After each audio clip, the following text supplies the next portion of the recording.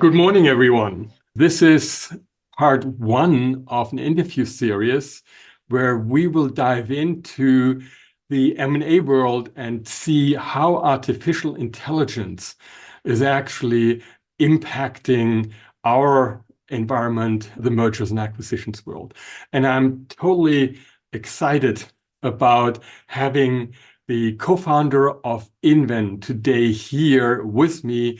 And yeah, looking forward to interviewing you, Niilo, and see what you guys have done in the M&A space and specifically in that niche of how to find good M&A targets. Niilo, probably over to you, probably for a short, brief introduction of who you are, and then a little bit about the origin story Yeah, about how you founded INVEN. yeah. Have to talk a bit more about that, and great to be here, Thomas. So, briefly about me, I'm Niilo, one of the founders here at INVEN, and my origin story and the company origin story are very closely linked. So it's a good place to start. So we got the idea for the company when we ourselves were working in investment banking, consulting, doing a lot of M&A cases, and especially what we were doing is we were going through lists of thousands of companies, just trying to find the right targets there. My co-founder was doing this in investment banking. After that, I was doing it in investment banking. We went on to do it at consulting, me at McKinsey, him at BCG. And that's where we kind of came across the same problem continuously of just finding the right companies and finding the most potential companies that would be most likely to sell. And that's where we understood there's a broader problem and something that we could actually kind of start solving as well. And that's when we started the company. Excellent, excellent trigger. And um, tell me a little bit more about, so that was kind of the purpose of INVEN. How do you implement it? What if I would use INVEN? Mhm. What would be the outcome for me, and how Yeah, would that trigger or help me in my process? exactly. So INVEN really shines in when you're looking for acquisition targets. It's commonly also used to find buyers or to find the sponsors that are in a specific space. But in general, finding acquisition targets is where it really shines. Mhm. And the part that makes our tool work better than the kind of more traditional ways of doing this, it's mostly driven by our AI actually going through the company websites. And because the AI goes through the company websites, it does the work that a human normally would. You know, that work when you open the company website and you look at it and you're like, hey, this company is doing the right thing. So that's what our AI is doing in the background. So when you do a search, for example, for, I don't know, Coca-Cola can manufacturers, you can write, I want to find Coca-Cola can manufacturers, and our AI will find all the companies that do exactly that with a human-like accuracy there. So that's where you kind of save a ton of time, but you also end up finding a lot of those targets that you'd otherwise be missing out on. And that's a big part of where the value comes out of. Interesting, and I'm sure you will show us in a couple of minutes a brief demonstration of the tool. But is it just that sentence, or do you have ability to also kind of look for, okay, I want a company with this in this revenue bracket or in this employee bracket or things Exactly. like So the big part that drives our engine is the website of the company, and that's where we're getting the data for what they are doing. So that sentence of I want to find companies that do X, Y, Z. That's a big part of it. But a big part of it is also connecting that to every other possible data source out there. So you want to connect, for example, revenue data, headcount data, funding data, financials, whatever we can get our hands on from the internet, basically, and connect it to as many possible data sources, because then you can have the relevant filters. And especially in the old kind of M&A use case, the filters that we want to be having here is things like ownership. How long has it been in the private equities portfolio? Is the business owner more likely to sell for some reason? And this kind of filters that really increase the kind of value of it, because it's not just about finding the companies, it's also about having that information about all of those companies that really brings that value there. Excellent. And so you're using essentially artificial intelligence to really dig deep in actually to get that wealth of information Yeah, out there. Yeah, probably show us a little bit yeah, what the tool can, and yeah, so that we can see that a little bit in a practical application.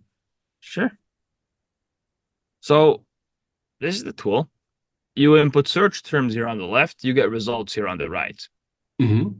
Now, we can go through an example here as we did just recently, and we can continue with the same one. So I want to find Coca-Cola can manufacturers.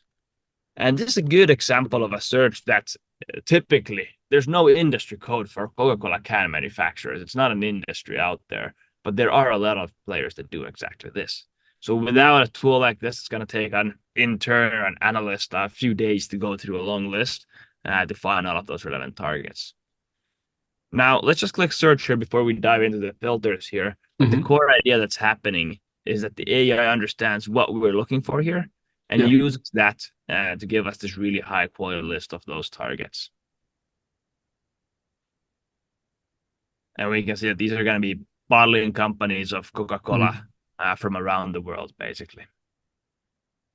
And a core functionality here is that you're getting companies from around the world. Most industry professionals will actually know the local players, but especially Hmm. if you're, for example, in Europe, and you might know you're in Germany, you know all the German players who bottle the Coca-Cola in Germany, but nobody knows it in every single European country. That's a week of work.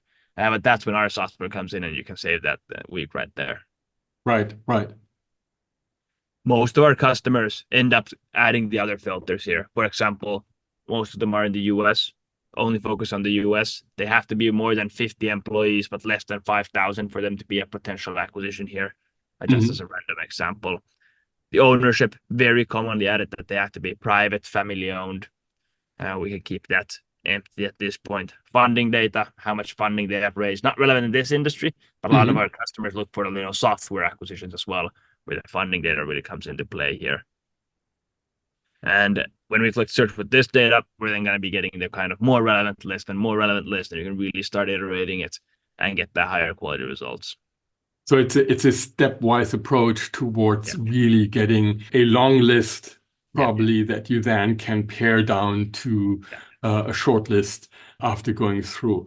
Now, what additional information do you get? Do you get, for example, also revenue information here that could be helpful to move forward? And yeah, It depends on the area. For example, in the US, private companies simply don't have to report their revenue data. right. So we won't have it. If somebody is giving a guess for it, it's going to be a big guess, and we don't want to be doing that. Yeah. But the stuff that we offer is all the data that you can use yourself to then get that right data. So here, for example, for a Coca-Cola beverage company, which is a family-owned business, Hmm. 340 employees. We're still guessing that they have over 1,000 employees here because probably not all of the factory workers, for example, are on LinkedIn. Right. And then when you scroll down, you're going to be getting more data, such as if they've raised VC funding or have made acquisitions. We would see that here. And then we go into the contact data, which we can provide as well. Hmm. But similarly, if we would be doing this search in the UK, we would also have financials here at the bottom. Because in the UK, companies' house, you actually have to report financials. So it depends a bit on the local kind of. Right. Similar like in Yeah, Germany, and probably in a number of European yeah, countries where this is exactly, required. Yeah. exactly. Terrific. And this is really where the tool shines. But it's not only this kind of general searches. You can go really in deep here. So, for example, right now we're looking for Coca-Cola can manufacturers. But Hmm. if you want, you can really change it to be like, I actually want only those that do Pepsi. And that way you can really shift it out and get into that niche of a niche that you're really driving into at that point. So now all of the results we are getting are going to be mentioning Pepsi as well. And you can see it here in the keywords here when you scroll down, you can see, okay, well, Royal Vendors, a Pepsi one. Okay. They Pepsi, and then the other ones are here Coca-Cola. And you can really drill down and get really fast results with this. Okay, here we have Pepsi providers again. So that way you can really get the nuance of your search really efficiently. Yeah, excellent. And how does INVEN ensure the accuracy and relevancy of the data that is provided by, yeah, through the AI from Yeah. from from the net? Well, there's two parts to the relevance here. One is that the companies are just doing the right thing. Hmm. And that comes from our kind of AI scraping the websites, analyzing them, and improving that. And then we have to obviously analyze them again, approximately every 6 months, depending a bit on the company. Go to the website again and see that they're still doing the same thing that they did 6 months ago. And that way we can kind of refresh the data there. And similar things apply to all the other data points. But I feel like it's not that much of a data quality thing. It's more of an understanding that you have to have of what that data point is. For example, Abarta here, they don't have 341 employees, but that's the number of employees they have on LinkedIn. So Yeah, as long right. as you, as a user, have that knowledge, it's still a valuable information point, and not kind of like a, yeah, you just have to use it as it is. Okay, that's the number of employee counts on LinkedIn, and then you can adjust it from that. So that's how we kind of. It's more about helping the customer understand what the figures mean. So then they all are kind of helpful figures, and then having perfect data points everywhere. Yeah, absolutely. And logically, I mean, if you know that of a business that probably has between 1,000 and 5,000 headcount, 341 are on LinkedIn, that should give you enough connectivity to Yeah, actually reach out and see if the company is up for sale or if it fits even into your portfolio based on your strategic portfolio criteria.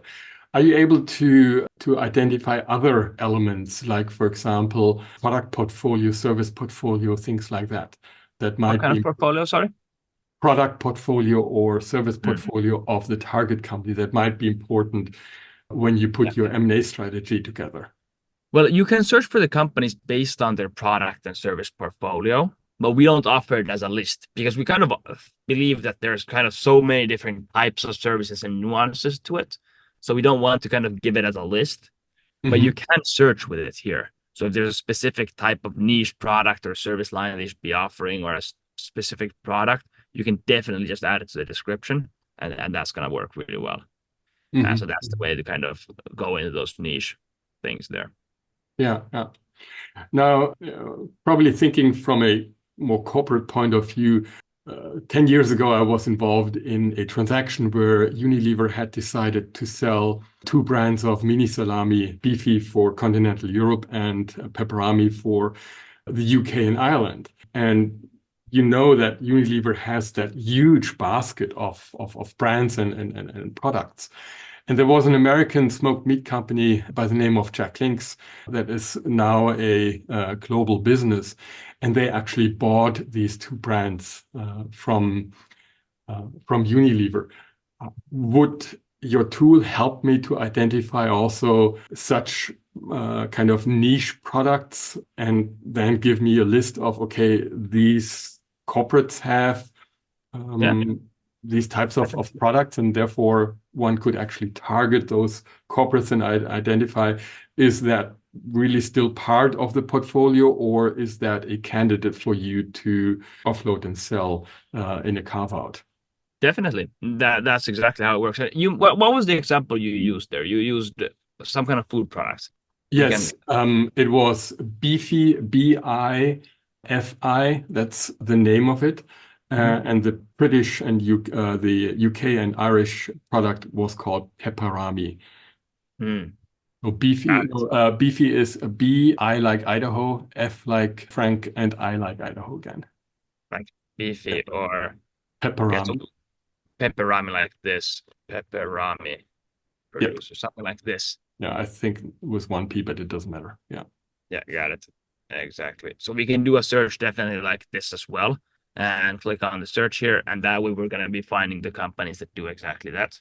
I'm not certain on this specific industry on if Mm. beefy and pepperami are terms that they use on their website, because if they're not mentioning on their website, it's not going to be able to find it.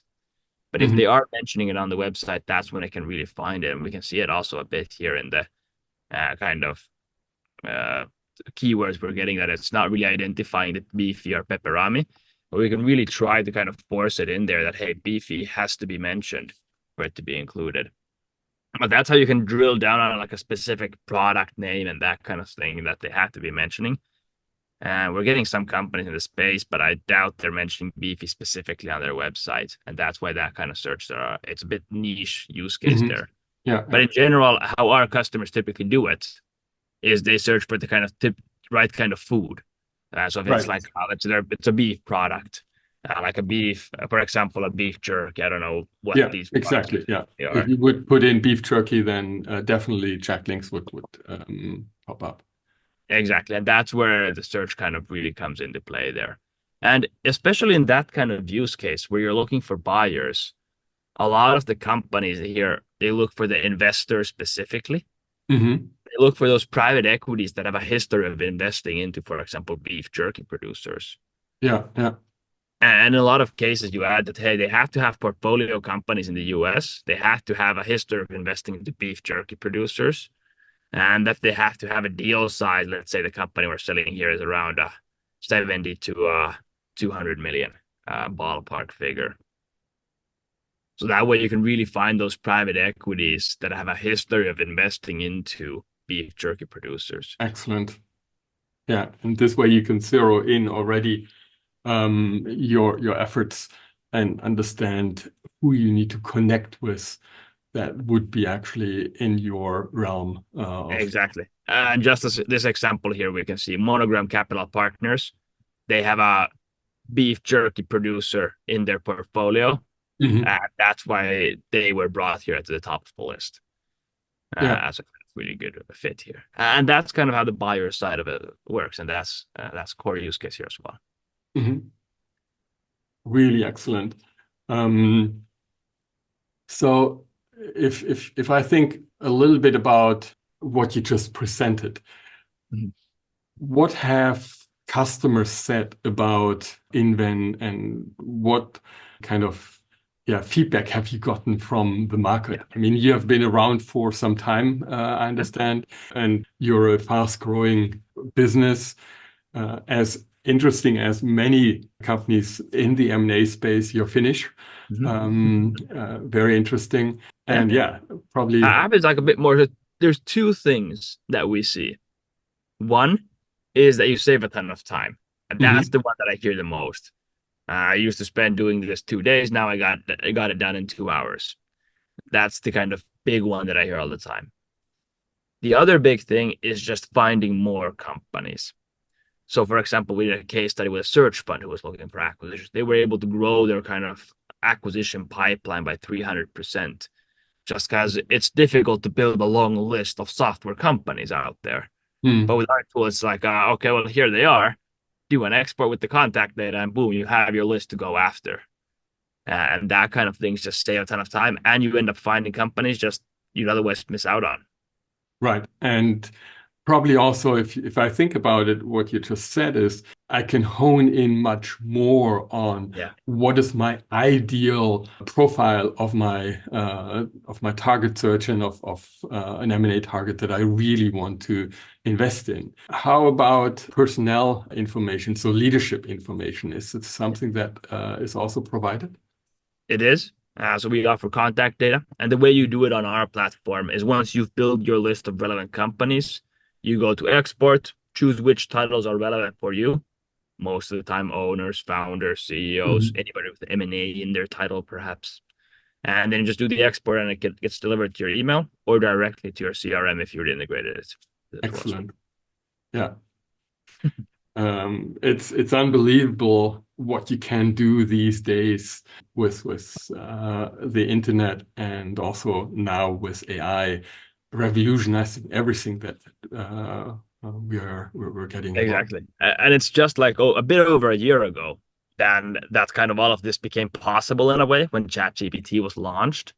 Mhm. So it is a very recent development in the space that a lot of this stuff that actually you get high quality lists has been possible. So that's Yeah. something that's very kind of quickly developing as well. So what are customers saying about you? Well, most of the two of those big things. We're finding more companies and we're finding and saving a ton of time. I think that's the big thing we're hearing. And Mhm. we're just trying to improve on those as much as possible and add new features based on that. Yeah. And your focus is European at the current moment, or is global, or how are you positioned? Uh, Very global, very global. So most of the customers are in the US, but a mhm. significant portion in Europe as well. We have Australian customers, Indian customers, And it's very global. There's no fundamental reason because we start from the websites. So as long as it's a country that kind of has websites, Right. it's going to be the results are going to be working really well. Okay, perfect. And probably last question is that's important with regard to the future. Yeah, how are you going to leave a lasting imprint on the M&A world going forward? What's in store for users? Yeah, I think it's mostly about getting the core things just done really well. So getting that search for companies working better and better and better, so you save more and more and more time there. But the other thing is also connecting every single possible data point out there into the tool. Hmm. So in the long term, what we're going to have, it's going to be every single company out there.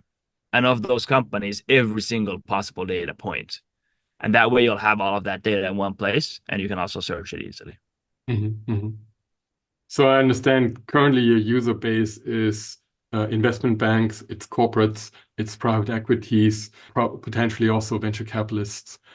And they are looking forward to you expanding the universe Yeah. that you're looking at the current moment into. How many companies are searchable at the current moment Yeah. It's through your? 23 million companies at the moment. That's around the world. And there's still some, as for example, Africa. We have companies from Africa, but not that much as we have from US and Europe Mhm. and that kind of things. Also, when you go to China, it's not everybody has websites, but a lot of the times when you're doing M&A and this kind of stuff, it's a really relevant point if there's a large player in China. It's just something you have to know. And that's when the kind of part of the market intelligence comes in. So it's kind of you want to have everything in there in one platform, and it creates a lot of benefits for all of the users that way. Hmm. And sorry to ask, even if we are kind of Go ahead. point in terms of next steps, but when you talk about that global view, how do you deal with languages? I mean, Yeah. In the backend, we're translating everything into English and then we're analyzing it.